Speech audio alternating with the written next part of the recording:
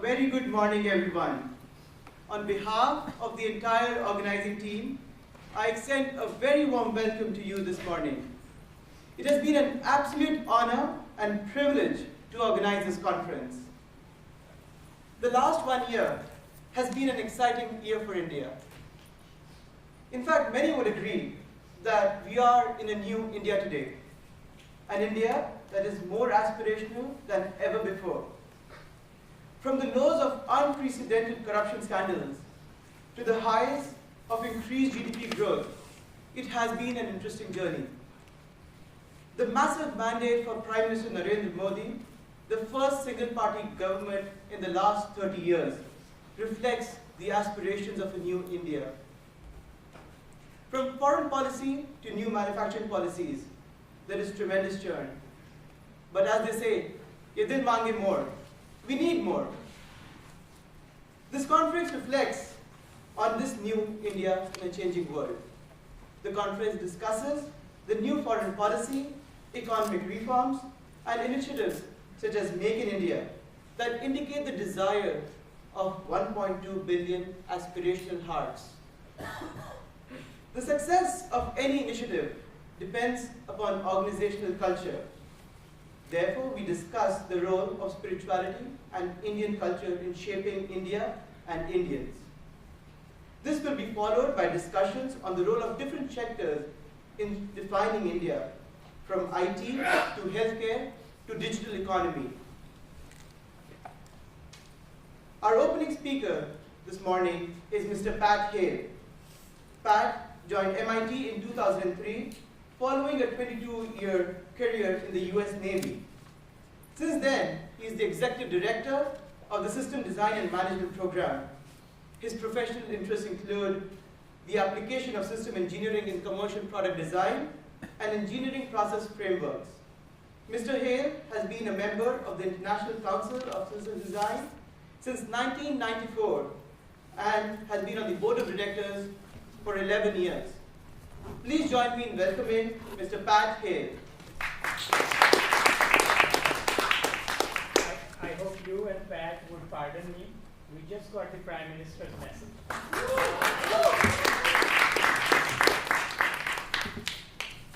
So, it says, Prime Minister, the message.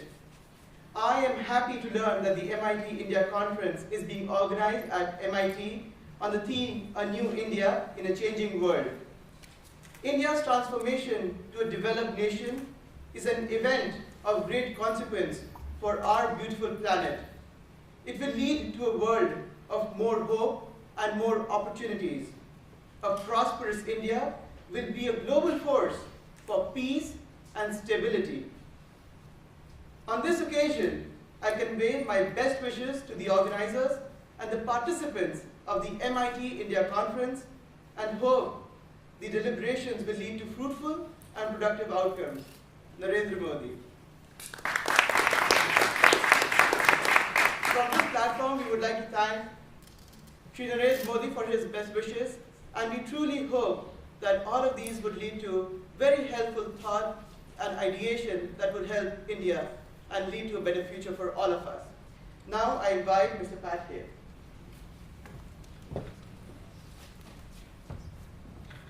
Well, good morning and welcome. It's my pleasure to be here with a number of my students and to be part of this important ceremony. So I think you will enjoy the list of speakers that's with us today.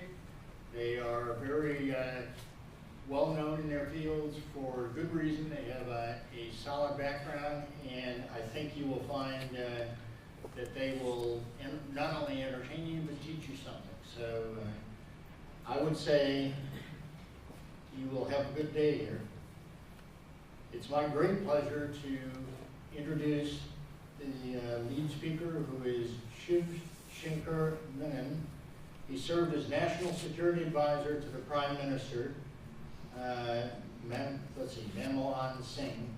He had previously served as Foreign Secretary, which is a top diplomat in India. And prior to that, he was Indian High Commissioner to Pakistan and in China. in China, Sri Lanka, and Israel as ambassador and diplomat.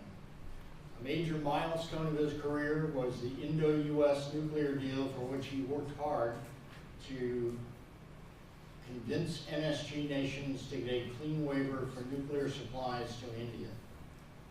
So with that, I will try and get us back on schedule and step down off the stage, but I look forward to this day. It looks like it's going to be a very interesting one. Thank you.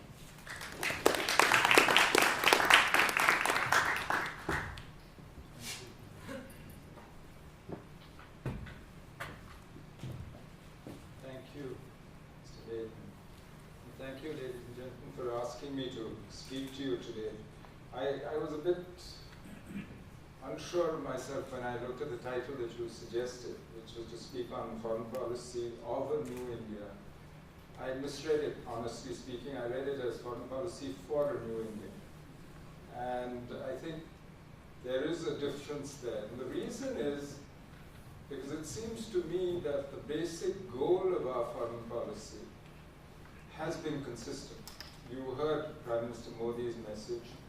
But right from independence, it was quite clear that the goal of India's foreign policy was to create a new India, was to transform India. Because if you look at India at independence, literacy 14%, life expectancy 26 years, disease, poverty, famine, I mean everything. There was no question that the primary national goal had to be to make India a prosperous, strong, modern country. And that has been common. And even though we might have achieved a huge amount in the last 67 years, you know the figures, I don't have to tell you, but we still have a long way to go before we can actually say we've abolished mass poverty, that we've actually transformed India into the new India that we want.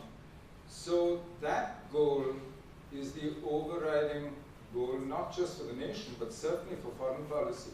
The whole function of foreign policy is to secure and enable the transformation of India. That makes it a very different foreign policy from the traditional foreign policy analysis that you hear normally about status, about dominion, about hegemony, about empire or whatever. I mean, there isn't an Indian Monroe doctrine for that simple reason. So it becomes primarily a domestic goal, the transformation of India, and how do you enable that? And you deal with the rest of the world for that purpose, rather than any of these other. And that goal has been constant, and looks like it's going to be there for the foreseeable future. We still have a long way to go. So then how can you speak of a foreign policy for a new India? Because the goal is a new India.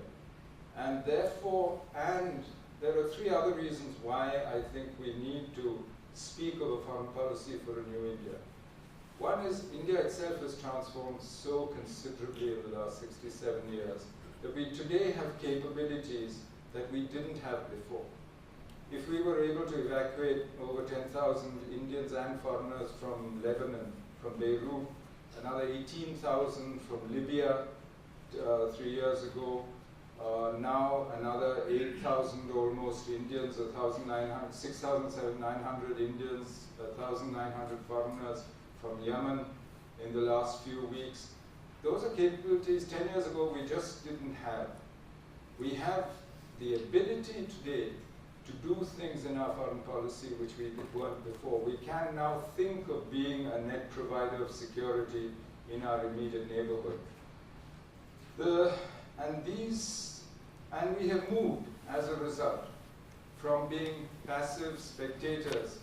I mean, you know what happened when the Chinese came into Tibet. We looked at our options and we didn't have any, frankly, in 1950 to 1971, when we helped the birth of Bangladesh. We were in a position to actually exercise independent power to produce an outcome, despite the fact that not all of the world was busy supporting this. Until we came to 2008, where we actually got the international nuclear trading regime changed in our favor to permit change. Together with the US, we persuaded the world to actually change the regime. Now that's quite a progression from being a passive spectator to actually being able to shape an international regime. And that's not an easy progression. Second reason why I think we need to talk of a new foreign policy and so on is because if you look at India's dependence and connection to the rest of the world, today it's much greater than it's ever been. Certainly, I think ever in history, but certainly ever before in independence. When we started reform, economic reform in 1991, about 14% of GDP was really the external sector, imports, exports, and today we're almost near 50%, depending on how you calculate. Somewhere between 44 and 50% now that's a huge difference. When almost 50% of your GDP is dependent on the external sector, you need to be out there in the world with an active foreign policy, and there's no way that you can go back into the old autarkic ways that you might have been comfortable with in the 50s and the 60s. But there is, and the third reason is because the world keeps changing, the world keeps moving on.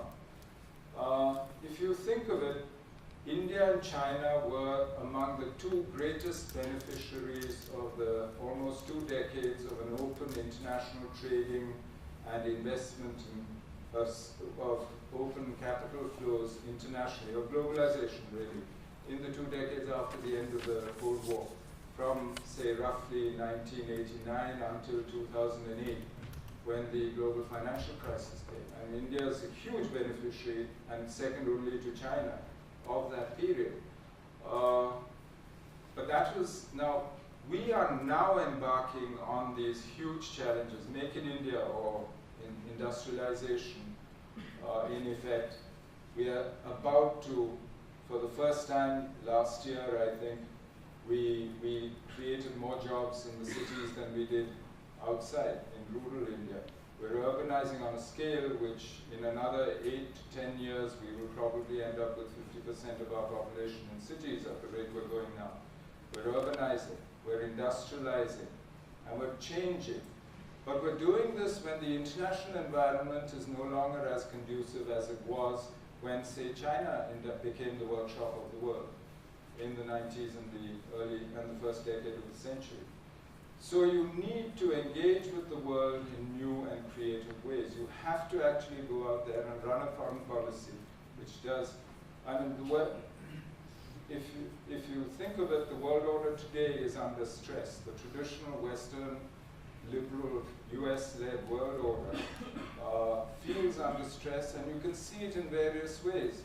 When the US starts negotiating plurilateral arrangements, which are regional, TTP, across the Pacific, TTIP with Europe, it's in effect saying that it's not quite sure whether the old global regime, GATT, WTO, is going to work anymore. It's looking for other solutions to today's problems. And now, so you're at a moment when the order itself is under stress, is changing, nobody's quite sure where it's going. And you have these ambitious goals for yourself as a country. So there's no escaping an active foreign policy abroad. So, and I think the West is less willing, at a time when all boats are rising, it's easier to have space for what happened, what China did. I think people are less willing today to cede space to a new industrializing power. So it's going to be a tougher ride than it was. But because the environment is not as propitious as it may have been, and we got used to, it only means that we have to make much more of an effort to go out there and mobilize the rest of the world in our endeavor. So, given that situation, we do need, I would say, a new foreign policy, but with the same goal. And the goal hasn't changed. But we need to adapt the foreign policy to what we see around us, to our increased capabilities, to the changed environment, and to the demands that we are placing on the system right now. So then what are our challenges and opportunities? When we look around us, we're actually fortunate. If you look at it, there is, unlike say the 50s, there is today no real existential threat to India, to India's existence as a nation. I mean, we all take it for granted now, but we forget how nervous we used to be in the 50s and 60s about separatism, about all kinds of fears. The risk of war in the international system is not what it was. It's not, you're not facing a bipolar world where nuclear holocaust is around the corner. And if you look at the balance of power immediately around us, it's much better than it was before, from an Indian point of view. Thanks to the capabilities that we've built, we've got a, so essentially, if there are, for me as national security advisor, the main concerns were really internal. But even internally, every index of violence in India has been declining for the last decade. Whether it is terrorist violence, whether the only exception was communal violence in the last 3 years. Now that's primarily an internal problem which society has to handle itself. For foreign policy, the real challenges, therefore, are in creating the enabling environment within which we can transform India. And there I would list three huge relationships which actually dominate the policy. You need a peaceful periphery and a decent relationship, or at least a working relationship with your neighbors, if you are to transform India. The second, of course, is the great enabler and the indispensable partner, the US. You need a relationship with the US, because not only because bilaterally there is very little that you can do, whether in terms of technology, whether in terms of access to markets and so on, but also because ultimately the global system is a US-led system, and you have to deal with it. Thirdly, China. The rise of China, and China as a presence, and now China as a force which is trying to integrate the Eurasian landmass through a whole set of connectivity, roads, railways, pipelines, and now through institutions like the Asian Infrastructure Bank. So these three big relationships you need to be able to handle properly. With the neighborhood, if you look at it, we actually haven't done so badly. I mean, whether it was eliminating terrorism in Sri Lanka, you might say this was a messy business, how could you do it this way? I'm not sure there was any other way of doing it, but that's something we can discuss. Whether you look at what we've done with Bangladesh in building up the relationship, we now exchange power, we even do transit through Bangladesh, something which was unimaginable a few years ago.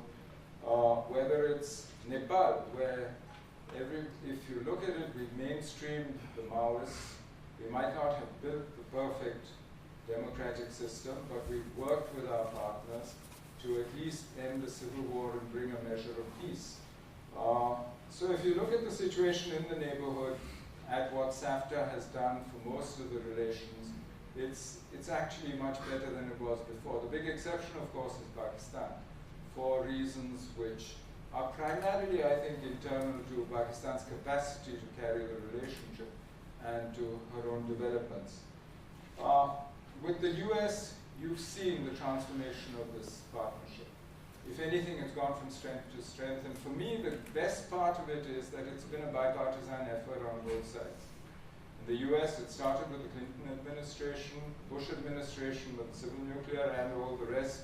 We started the defense technology exchanges, for instance, under the Bush administration. Continued the work with the Obama administration. And on the Indian side, started with the NDA when we did the next steps on strategic partnership, NDA 1, when we did next steps in strategic partnership in 2003-4.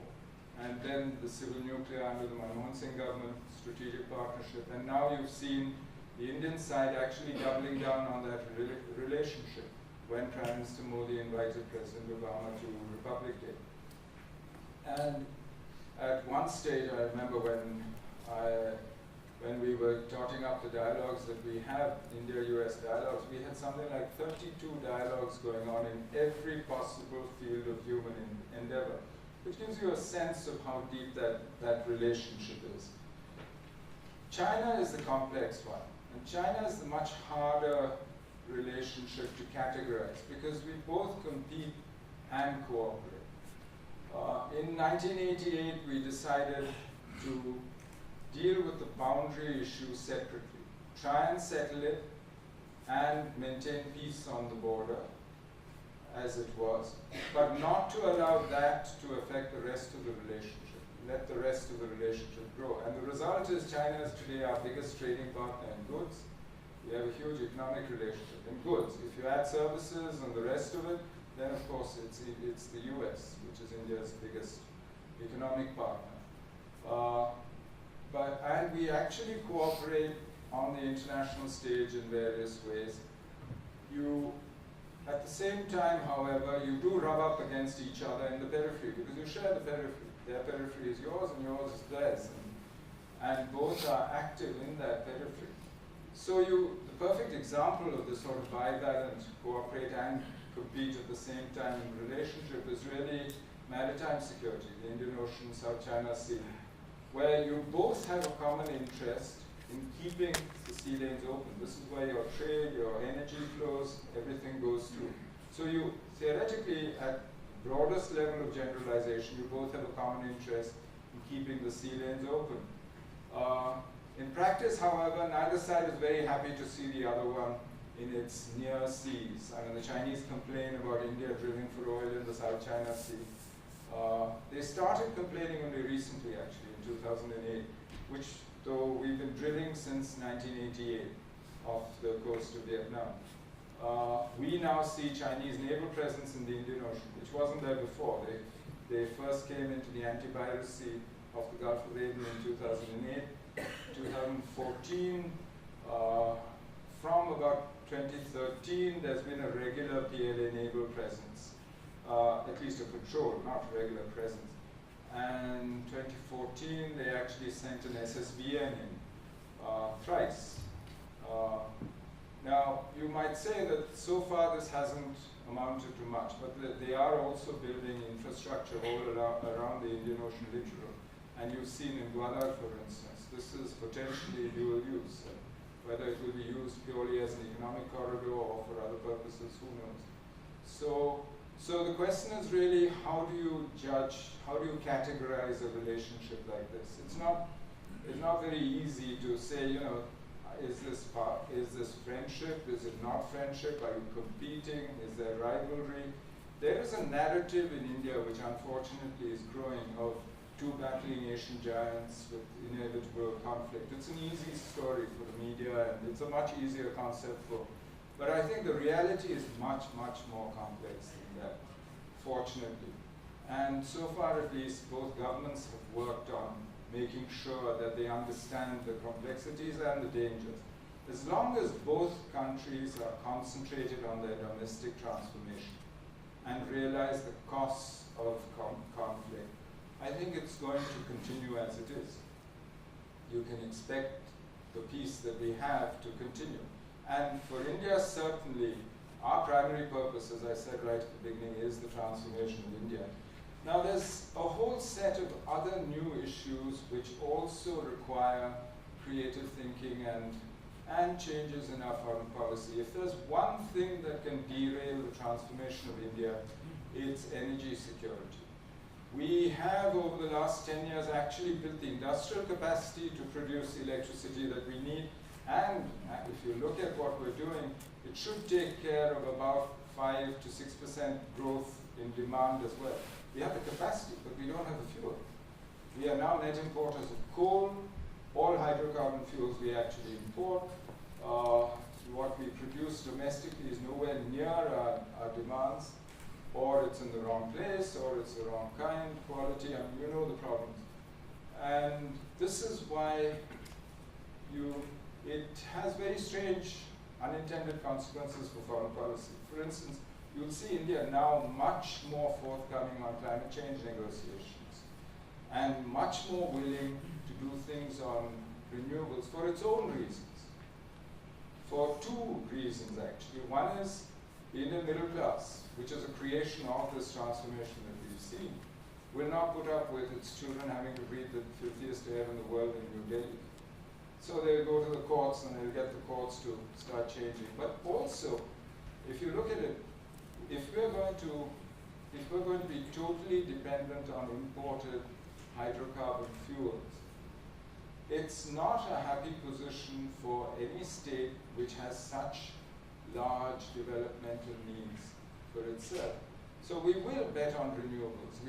We've increased the target now to 175 gigawatts by 2020 of renewables, just renewables. And we will therefore rely on the international system. The other category of issues is really the consequences of technology for India's security, and you have whole new domains opening up, cyber for one, and the global commons today is contested. Whether you look at the oceans, whether you look at cyber, you look at outer space, how do you deal with this? In the past, we had a very simple formula, sort of three-stage formula. Hardcore national security issues, like the defense of India, territorial integrity, and so on, you rely on yourself. To the extent that you can with your capabilities, but ultimately nobody else is going to die for you. I mean, let's be clear. So those are core things that you take care of yourself. There are transnational issues, where cross-border terrorism, for instance, energy security, issues like this, where you try and work with partners. You find like-minded countries and you work with the others.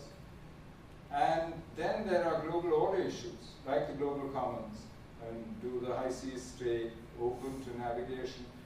The internet is a global public good, actually, and it is an open international space. But you rely on the global order to provide these, as long as you have no capacity to shape the environment, which was true of us for the first 30, 35 years after independence. So you rely on the global order. Now this worked all right, so long as there was no concern about the global order, and there was certainty of what that order was, and it was working. And the managers of the order also were confident that it was working. And the global commons was not contested. Today it is contested. So how do you deal with this? I mean, you have to deal with it domestically, but you have to deal with it as an international issue as well. You have to find partners to work with, and you have to see where you can. Internet governance is a huge issue today. IPRs again. And India today, because of the development of the last few years, is on all sides of the argument. And we hope to be, you look at IPRs for instance, if you talk to the pharmaceutical companies, you get one set of answers. You talk to the IT companies, you get a completely different set of answers. So the business of making India's foreign policy and adjusting it is something that will have to be done all the time. So when we say a new policy for a new India, I don't think it's so much a new policy as making sure that we adjust and adapt our policy to keep achieving our primary goal. I don't think we've done a bad job so far, both of adjusting. We keep saying we're eternally consistent and we never change what we do, and we're victims of our own propaganda. But the fact is we have adjusted to what we see around us, and while we keep pursuing that one overriding goal of transforming India. And I have no reason to doubt that we will probably continue to do so successfully. There are enough clever and sensible Indians in the world, as you can see in this room. Thank you. Thank you very much.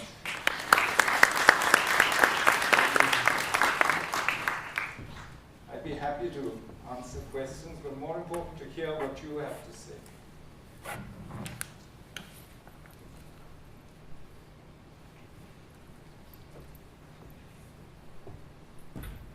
Thank you, Mr. Menon.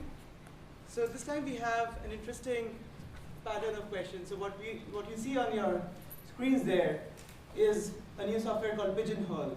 So what we have done is you can post your questions and vote for the questions so that the most important questions that are in your hearts, they get answered and not just some random question. So let me ask you.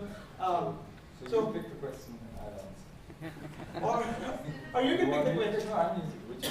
Okay, so what we do see here is the most important question is, do you worry about India-China relationship given the rise of nationalist leadership in both sides? So there's two ways of looking at this. Yes, it's true. Not just India and China. If you look at Japan as well, since 2012, all three countries have strong centralizing leaders, relatively authoritarian or conservative in terms of their own traditions, within their own frameworks. And they have been, in their, what they say, much more populist, much more nationalist in the way they present themselves. If now, either this is a huge opportunity because you can then, maybe they're strong enough to take the tough decisions that you need to take to solve issues like the boundary question. So if you're an optimist, that's what you would say. But if you're a pessimist, you will say, look, they'll get trapped in their own nationalist rhetoric. They will build up this sense of chauvinism of how can we give up anything. Because frankly, if you want to address issues like the boundary and any of the difficult issues, you're never going to get 100% of what you want. You're going to have to, both sides will have to give something and take something and leave the table. If you can leave equally unhappy, normally you've done a good job as a diplomat. So the problem is, which way will it play? Let's see. I think Prime Minister Modi is going to China on May 14th on his first visit as Prime Minister. He knows China well. I think there's a huge opportunity in India-China relations on the economic side, which is quite clear. If we need to improve the balance in trade, the Chinese are interested in manufacturing in India for export. And there are also other issues like the maritime security dialogue, which we've agreed to do but haven't actually added substance to. There are lots of things that can be done. But whether strong leaders make it easier to address the very hard issues that we've had for so many years, I don't know. Let's see. I think that's a question maybe we need to answer after the 18th of May. Thank you. Speaking of hard questions, another question that you have is there a solution to the long-standing conflict with Pakistan? You think taking a contra approach, example, providing humanitarian aid would help instead of stopping it? No, my own feeling is that it's not that we don't know the solutions to the issues in India-Pakistan relations. I mean, we came really close to settling even the Kashmir issue in 2005, 2006. But I think domestic politics in Pakistan intervened, and finally the Pakistanis told us in March 2007 that, we can't handle all fronts at the same time, let's wait. And once you wait, then, that was the end of it. I think, for me, right now, it's a question of the capacity to carry that relationship and to do the things that are necessary for the relationship. Because we're dealing with very emotional issues on both sides. I was lucky. I was in Pakistan at a time when actually the relationship was at its best since independence, when there was real tremendous hope. In just 1 month in December 2004, I remember 18,000 Pakistani school children came to India visiting on trips, and which says something. I mean, their parents were willing to trust the kids in what was regarded as enemy territory, and vice versa.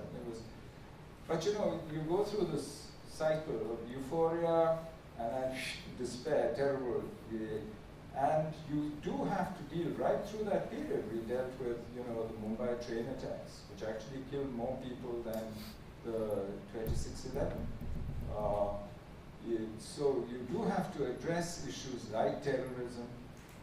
These are issues that, and today I'm not sure the capacity is there to deal with it. So maybe the answer is a period of exactly what's happening now, of quiet. Give it time. I don't think, it's not enough to say, the next generation will take care of it, which they probably will, but it's unfair to load that on the next generation. But I think until you have the capacity to address these issues, which is not today, I think it's dangerous. Can they be solved? Yes, of course. There's nothing. These are all man-made issues. Man can solve them too. But that I certainly believe. Thank you. Given that this is MIT and there's technology, the question for you is, what is the state of cybersecurity of India? It's a moving target. That's part of the problem. we've started work on it relatively early. In 2002, the National Security Council started this. In fact, it's one of the big jobs, and we, in 2012, we put in place a national cybersecurity framework which includes clear responsibilities for who does what.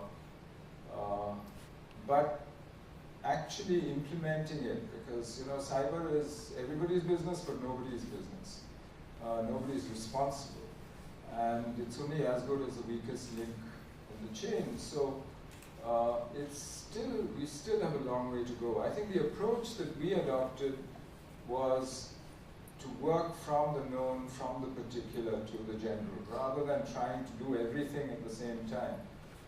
Pick the ones that you really need to protect and try and see what you can do, harden those systems and work your way out. And there's a long way to go because technology keeps changing. My own feeling is, and we have the strengths and the capabilities. If you look at it in terms of the people, and this is a problem where actually people, ideas, brains make a huge difference. So in terms of resource endowment, there's no reason why we can't solve it. What we don't have is the experience of working across sectors, of the private sector, government, and the whole sector in between actually working together to solve it. And that's the mechanisms that we're trying to create, or we've been trying to create. So if you ask me, are we secure? No, I don't think we're secure, but I think we have made progress in securing some important bits. And I'm an optimist. I think we can do this. But there's no such thing as 100% security, not just in cyber, in anything. I mean, security is always relative, and there is no way of measuring this. That's one of the big jobs, actually, that in the IIS we were trying to do in Bangalore. How do you measure your levels of cyber security? There are no agreed metrics. Yes, we think we have metrics, but if you look at it actually rigorously, they're just indications of how you feel. They're not really indications. They're indications of what you know. And the problem here is always what you don't know. So how do you measure what you don't know? So there is a problem there. So I'm very reluctant. People say, give us a grade on 10 and so on. I'm very reluctant to give a grade on 10. I can give a grade on 10 for what I know, but it's what I don't know that's the real threat. So it's a hard question to answer. Thank you. You have answered it very well.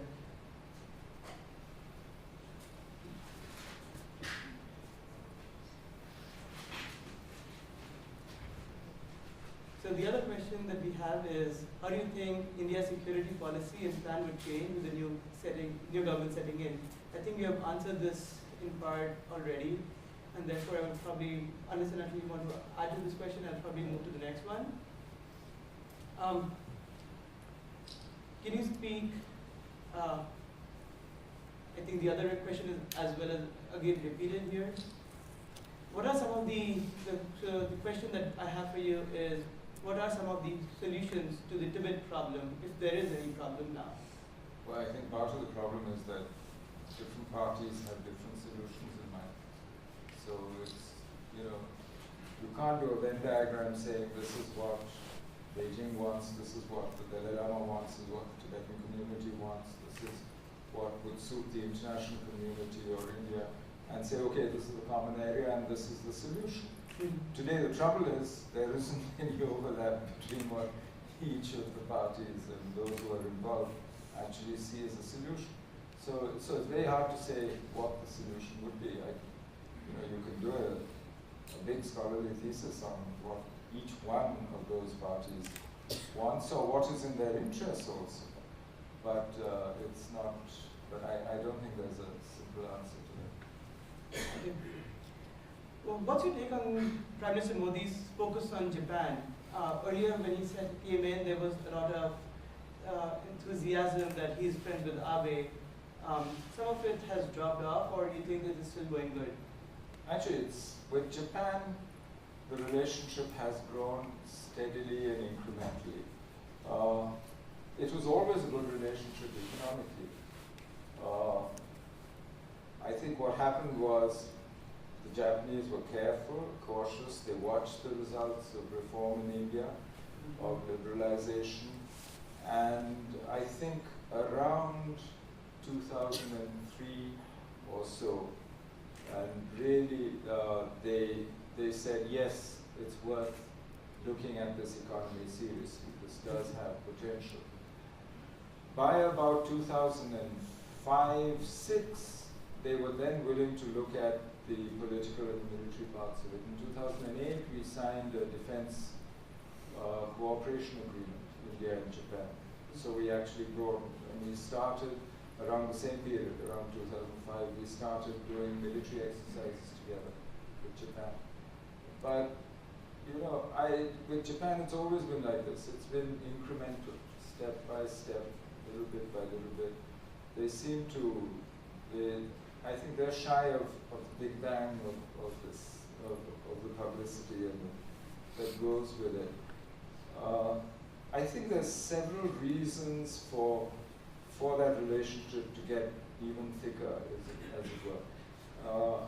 All the objective factors work for it. There's economic complementarity, there's a common interest, and there's a common security interest as well in keeping the sea lanes open and working together to build a nation security architecture which is much more inclusive and where we both have a say. Japan now is willing to actually go out and do things which normal states do, which in the past, when she's amending the constitution, she's doing what she has to. So, for me, this will only grow. And it's important that it continue on this trajectory, which I think, you know, it's, you said, will it be the Modi-Abe chemistry or not? With Japan, I don't think it's individual chemistry. Yes, it matters. But I think it's much more the underpinnings of the relationship. I remember in the beginning when I went, you know, in India, if you want to, when you work with a group, you have to engage somebody's ego if you want them to do your work for you. So when I went to Japan in the embassy as #2, and we had something that was very urgent and had to be done, my first reaction was to call in a Japanese in the office and say, you know, only you can do this, and please do this. We have to have it done by the next Monday. And so on. The Japanese looked at me horrified and went off, ran away, came back with 6 other Japanese, and said, we have discussed this, and even though it's an impossible task, we will do our best to try and achieve it. And so I sort of, you know, the Indian reaction is horror. This means it's not going to be done. Sure enough, I'd said Monday, Friday evening, she came back and it was all done, ready, perfect, nothing wrong with it. So I said, well done. How did you manage this? You said it's impossible. She said, no, we managed somehow or the other. She'd done all the work herself. She'd done it in time, done it perfectly. But she didn't want to make it hers. Whereas in India, it's the exact opposite in an office.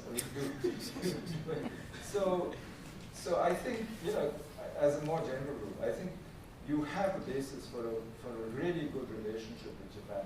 But you won't see huge Big Bang moments of drama in this. But if you look at the trajectory of it, it's going well. I think one of the problems is that, like many other things, we have started expecting drama out of foreign policy as well. One of the things that probably concerns many of us in the audience is that we don't hear too much about news regarding Indo-US relation to the mainstream US news. No news is good news.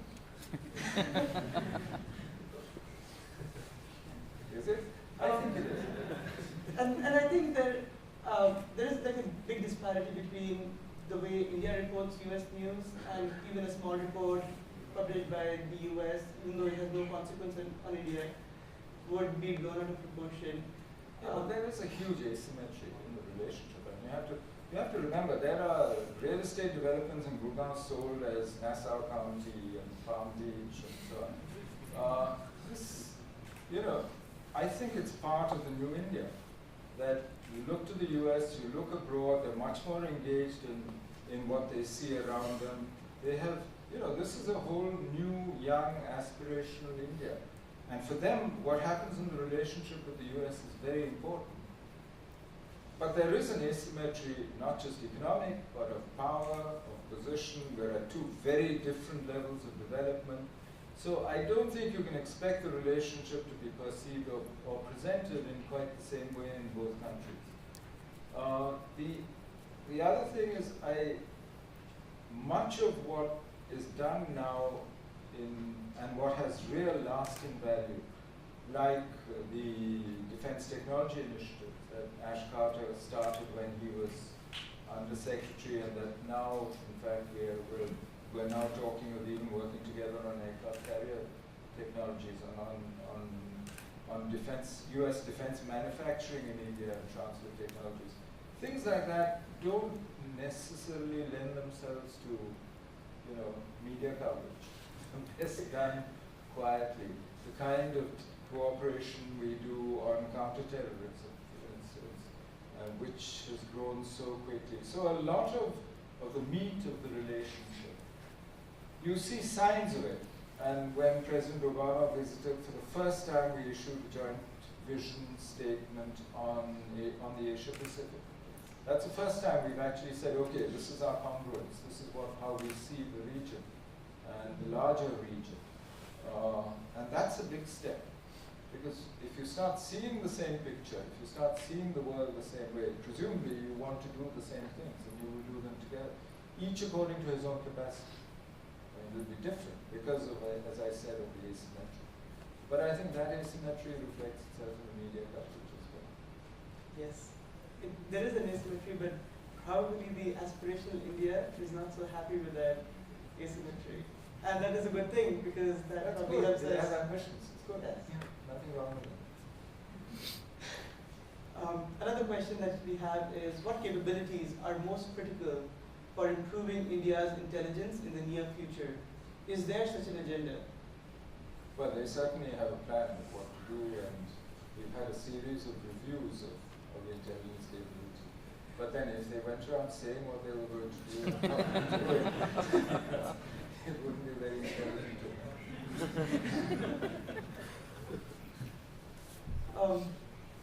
A question is that many developed countries give lip service to policies for a sustainable world.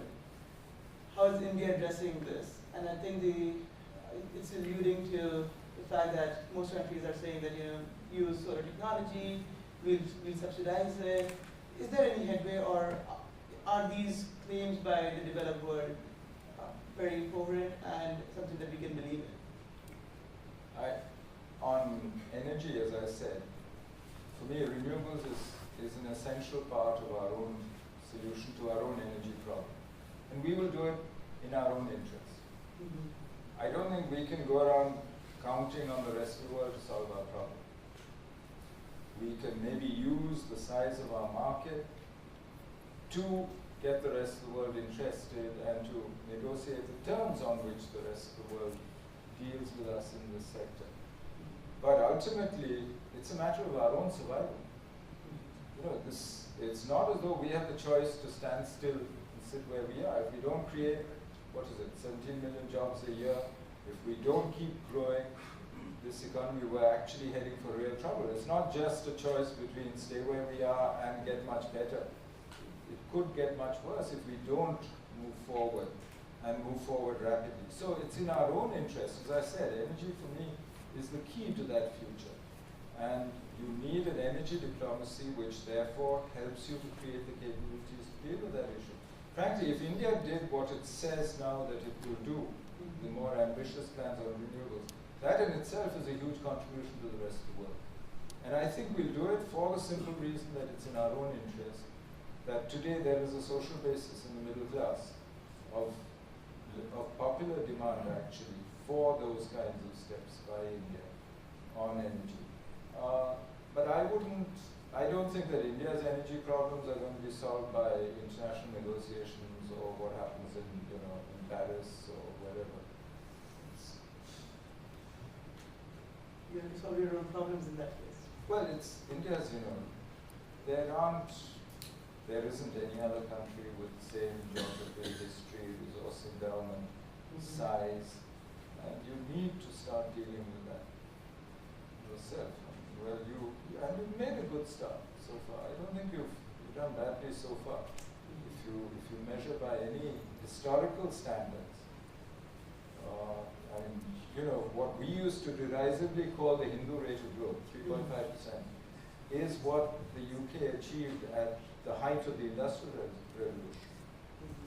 What we have done in one generation is what used to take 5 in the first Industrial Revolution, and even in the second, there wasn't much more than that.